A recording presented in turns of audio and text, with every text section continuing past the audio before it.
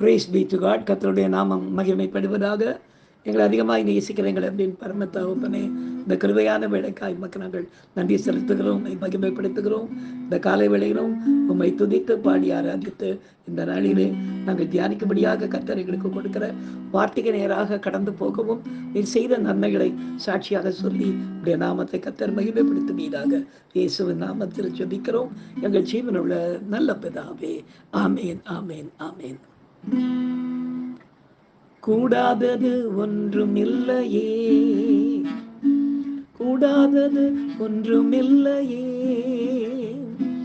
கூடாதது ஒன்றுமில்லையே,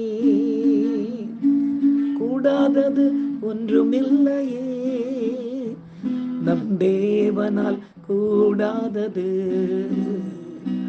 கூடாதது ஒன்றுமில்லையே, நம் தேவனால் கூடாதது, கூடாதது ஒன்றும் இல்லையே. நீ விசுவாசித்தாலே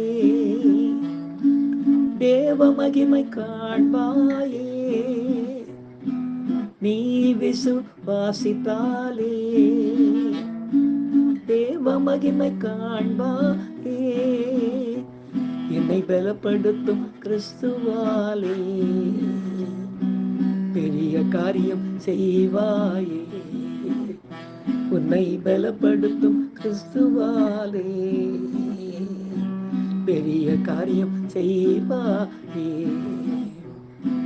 கூடாதது ஒன்றும் இல்லையே, கூடாதது ஒன்றும் இல்லையே, கூடாதது ஒன்றுமில்லையே, கூடாதது ஒன்றுமில்லையே, நம் தேவனால் கூடாதது,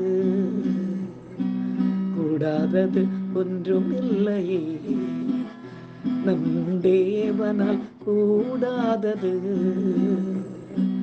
கூடாதது ஒன்றுமில்லையே. எனக்கு அருமையானவர்களே, இந்த நாளிலே நாம் தியானிக்கும்படியாக கர்த்தர் நமக்கு கொடுக்கிற வார்த்தைக்கு நேராக நாம் கடந்து போகும் பிரியமானவர்களே, எடுத்து வாசிக்கலாம். யோபின் புத்தகம் 42 அதிகாரம் 2 வசனத்தை நாம் வாசிக்க கேட்போம். தேவரீர் சகலத்தையும் செய்ய வல்லவர், நீர் செய்ய நினைத்தது தடைப்படாது என்பதை அறிந்திருக்கிறேன் என்று யோபு கூறுவதாக எழுதப்பட்டிருக்கிறது.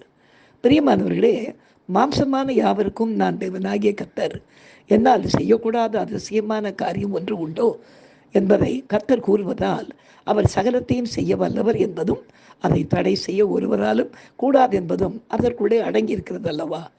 நாம் எல்லோருமே அவருடைய கரத்தின் கிரியைகளாய் இருப்பதாலும் நமது காலங்கள் யாவும் அதில் அனுதினமும் நடைபெறக்கூடிய காரியங்கள் யாவும் அவருடைய திட்டத்தின்படியும் தீர்மானத்தின்படியும் ஒழுங்கு செய்யப்பட்டிருப்பதால் அவருக்கு மிஞ்சி யார் என்ன காரியத்தை செய்ய முடியும்? கர்த்தரது அதிகாரத்தையும் நடத்துதலையும் தனது வாழ்வில் உணர்ந்ததால் தான் யோபு நடுநடுங்கி இப்படி தன்னை அர்ப்பணிக்கிறதை நாம் பார்க்கிறோம். எனக்கு அருமையானவர்களே, இப்படியாக கர்த்தருடைய சமூகத்தை சார்ந்த ஜீவித்த ஒரு சகோதரனுடைய வாழ்க்கையிலே எப்படி அவர் சொன்ன ஒரு வார்த்தையை கர்த்தர் நிறைவேற்றி முடித்தார் என்பதை இந்த நாளிலே நாம் சாட்சியாக கேட்போமா? கர்த்தர் தாமே இந்த சாட்சியின் மூலமாக மகிமைப்படுவாராக. நேற்று தினத்திலே ஒரு சகோதரருடைய வாழ்க்கையிலே கர்த்தர் விதமாக ஒரு பெரிய பிரச்சனையிலிருந்து அந்த சகோதரி அலெக்ஸ் என்ற ஒரு சகோதரை கர்த்தர் இப்படி மீட்டுக்கொண்டார் என்பதை குறித்து நேற்று நாம் சாட்சியாக கேட்கும். தொடர்ந்து அந்த மகனுடைய வாழ்க்கையில் அவர் எல்லா காரியத்துக்கும் கர்த்தரையை சார்ந்து கர்த்தரிடம் கேட்டு காரியங்களை செய்து கொண்டிருந்ததினாலே திடீரென்று ஒரு நாள் என்னை பார்க்க வந்திருந்தார். வந்தபோது அவர் எனக்கு சொன்ன காரியம், பாஸ்டர், என்னுடைய மூத்த மகன் இந்த வருஷம் 12th, அதாவது அவன் 12th படிக்கும்போது நடந்த சம்பவம் அது. 12th ரொம்ப நல்ல மார்க்ஸ் வாங்குவான், அதனால் அவனுக்கு இங்கேயே உள்ளூரில் ஏதாவது ஒரு என்ஜினியரிங் சீட்டு வாங்கிடலாம் நான் நினச்சிக்கிட்டு இருந்தேன். ஆனால் இப்போ அவனுக்கு இந்த கட் ஆஃப் மார்க்ஸ் தான் ரொம்ப குறைவாக இருக்கிறதுனால என்ஜினியரிங் சீட்டு கிடைக்காது போல இருக்குது, என்ன பண்ணுறதுன்னு தெரியல, ஆனால் என்ஜினியரிங் படிக்கணும்னு ஆசைப்படுறான் அப்படின்னு அவர் சொன்னார். அப்போ நான் சொன்னேன், சரிங்க பிரதர், கர்த்தரால் எல்லாம் கூடும், அவர் செய்ய நினைத்தது தடைப்படாது, அதனால் நம்ம ஒன்று செய்வோம், ஜெபம் பண்ணுவோம், கர்த்தர் என்ன சித்தம் வைத்திருக்கிறாரோ அந்த சித்தத்தின்படியே நம்ம படிக்கட்டுமே அப்படின்னு சொல்லிவிட்டு நானும் அந்த சகோதரனுமாக சேர்ந்து நாங்கள் ஜெபிக்க ஆரம்பித்தோம். அப்படி ஜெபித்து கொண்டிருந்த வழிவே திடீரென்று ஆண்டவர், உன்னுடைய மகனுடைய மேற்படிப்பை குறித்து நீ கவலைப்படாதே, அவன் இங்கே இல்லை, அதாவது இந்தியாவில் இல்லை, அவன் சிங்கப்பூருக்கு போய் சிங்கப்பூரில் அவனுடைய பிஇ இன்ஜினியரிங் படிப்பை அவன் தொடருவான் தீர்க்க தரிசனமாக சொன்னார். சொல்லி முடிச்சுட்டு நான் கண்ணை திறந்தவர் பார்த்தபோது அவர் என்னை பார்த்து சிரித்தார். நான் சரி, என்ன உதவி சிரிக்கிறீங்க அப்படின்னு. உள்ளூரில் படிக்கிறதுக்கே அவனுக்கு மார்க்கம் இல்லை, எனக்கு அதுக்கு உண்டான காரியங்களே இல்லைன்ற ஒரு சூழ்நிலை நான் இருந்து கொண்டிருக்கிறேன். இந்த நேரத்தில் போய் அவன் போய் ஃபாரின், அதுவும் இதில் சிங்கப்பூரில் படிப்பான்னு சொல்கிறீங்களே அப்படின்னாரு. நானாக சொன்னேன்? நான் சொல்லலை, ஆண்டவர் சொல்கிறார் பிரதர். அவர் சொன்னார்னா அது சொல்ல ஆகும், கட்டளையிடம் இருக்குன்ற மாதிரி அவர் கட்டாயம் கொண்டு போவார், நீங்கள் பாருங்கள் அப்படின்னு சொல்லி நான் அனுப்பி விட்டுட்டேன். என்னவோ ஆண்டவரை செய்யட்டும் அப்படின்னு சொல்லிட்டு அவர் போயிட்டார். வீட்டுக்கு போய் தன்னுடைய தகப்பனார்கிட்ட இப்படி தீர்க்க தரிசனம் வந்ததுன்னு அவர் சொன்னப்ப, அவங்க தகப்பனார் ஒரு வயதானவர், அவர் அந்த நேரத்தில் நோய்வாய்ப்பட்டு படுக்கிறதுனால அவர் என்ன சொன்னார் தெரியுங்களா? அவர் சொன்னது, நானே சாக கிடக்கிறேன், இந்த நேரத்தில் போய் என் மூத்த பேரனை நீ ஃபாரினுக்கு அனுப்பி படிக்க வச்சுட்டேன்னா திடீர்னு நான் செத்து போயிட்டேன்னா அவன் சாவுக்கு வர முடியாது, என்னுடைய பிரேதத்துக்கு அண்டையில் நின்று அவன் கேண்டில் பிடிக்க முடியாது அப்படின்னு அவர் ஏதோ உலக பிரமாணமான ஒரு பாரம்பரிய சடங்கை குறித்து பேசின உடனே அவர் எங்கேருந்து எனக்கு ஃபோன் பண்ணி அந்த பெரியவரே சொன்னார், என்னங்க பாஸ்டர் இப்படி நீங்கள் ஏதோ தீர்க்க தரிசனம் சொன்னீங்களாமே அப்படின்னாரு. ஐயோ, தீர்க்க தரிசனம் நான் சொல்லலையா, அந்த மகனுடைய வாழ்க்கையில் என்ன நடக்க போகுதுன்றதை கர்த்தர் சொன்னார்.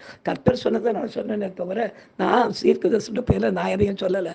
கர்த்தர் சொன்னால் அது நடக்குமே அப்படின்னு. இல்லை, இப்போ போகக்கூடிய ஒரு சூழ்நிலை இல்லை, ரெண்டாவது நான் அனுப்புகிற மாதிரி இல்லை அப்படின்னு அந்த தாத்தா சொன்னார். நான் சொன்னேன், சரி நீங்கள் அனுப்ப மாட்டீங்களா, சரி நீங்கள் நிறுத்தி வச்சுக்கோங்க, கர்த்தர் கொண்டு போகிறேன்னு நினச்சா அவர் கொண்டு போவார், அப்போ யாரும் அதை தடை செய்ய முடியாதுன்னு சொல்லிட்டு நான் ஃபோனை வச்சுட்டேன்.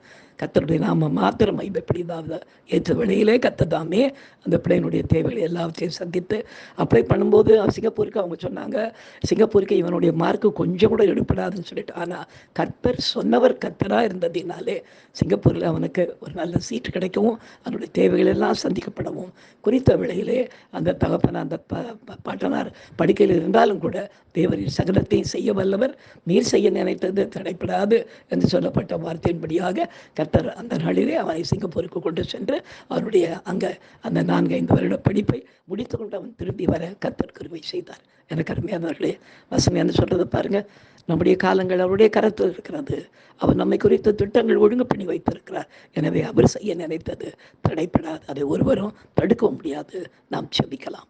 எங்களை அதிகமாக நேசிக்கிற எங்கள் அன்பின் பரம தகப்பனே, இந்த கிருபையான விளைக்காய் மக்கள் நாங்கள் நன்றி செலுத்துகிறோம், மகிமைப்படுத்துகிறோம். ராஜா, தேவரீர் சகலத்தையும் செய்ய வல்லவர், நீர் செய்ய நினைத்தது தடைபடாது என்று சொல்லப்பட்ட வார்த்தையின்படியாக இந்த மகனுடைய வாழ்க்கையில் செய்த நன்மைகளுக்காய் உமக்கு நன்றி செலுத்துகிறோம். எங்களுடைய வாழ்க்கையிலும் உண்மையே சார்ந்து நாங்கள் ஜீவிக்க கர்த்தர் எங்களுக்காக யாவையும் செய்து முடிக்கிற தேவனாய் இருக்கிறதற்காய் உமக்கு நன்றி செலுத்துகிறோம். தொடர்ந்து வழிநடத்தும் காத்துக்கொள்ளும். இயேசுவின் நாமத்தில் ஜெபிக்கிறோம் எங்கள் ஜீவனுள்ள நல்ல பிதாவே, ஆமேன். என் ஆத்துமாவே கர்த்தரை ஸ்தோத்திரி, என் முழு உடமே அவருடைய பரிசுத்த நாமத்தை ஸ்தோத்திரி. என் ஆத்துமாவே கர்த்தரை ஸ்தோத்திரி, அவர் செய்த சகல உபகாரங்களையும் மறவாதே. ஆமேன். ஹல்லேலூயா, ஹல்லேலூயா, ஹல்லேலூயா. God bless you. Thank you.